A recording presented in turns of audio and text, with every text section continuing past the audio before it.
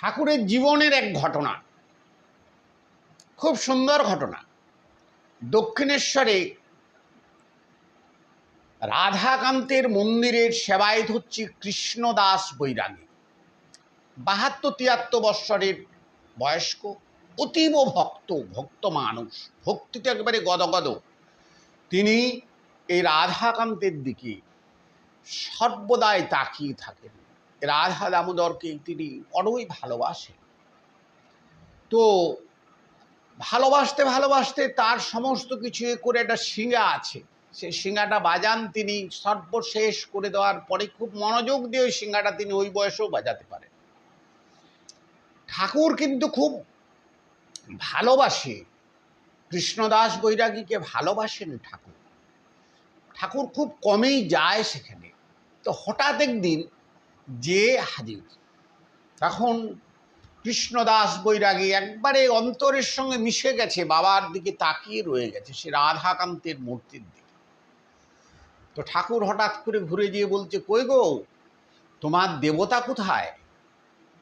তখন আস্তে আস্তে মৃদু হেসে হেসে কৃষ্ণদাস চক্ষু খুলে ঠাকুরের দিকে তাকিয়ে বলছে, ওই তো আমার ঠাকুর, এই তো আমার ঠাকুর সশরীরে চলে এসছে। তখন ঠাকুর হেসে হেসে বলছে না গো না, তোমার সেই বাঁকা শ্যামকে দেখা, তোমার বাঁকা শ্যাম কই? তখন বলছে, ঠাকুর তুমি কখন বাঁকা, তুমি কখন সোজা, তুমিই জানো, আমি বুঝতে পারিনি বাবা। আমি একদিন রাত্রিতে আমার ছেলেটা বাড়ি গেছে, কোনো চিঠি পাইনি, কতদিন মহা চিন্তা করছি। হঠাৎ করে সেই কথা ভাবতে ভাবতে রাধাকান্তের মুখটা আমার মুখে এলো, আমার পূজ্য দেবতা। তারপরে ভাবলাম যে না, এখন আর কি করব। হঠাৎ তুমি এসে সেই জায়গায় দাঁড়ালে। অতএব তোমার লীলা তুমিই বুঝো বাবা, তুমি কখন বাঁকা কখন সোজা সেটা তুমিই বলতে পারবে।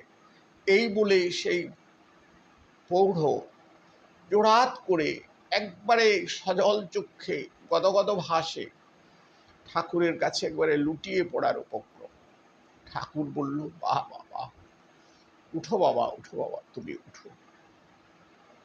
এই হলেন ঠাকুর। নমস্কার, সবাই ভালো থাকবেন, সুস্থ থাকবেন, আনন্দ।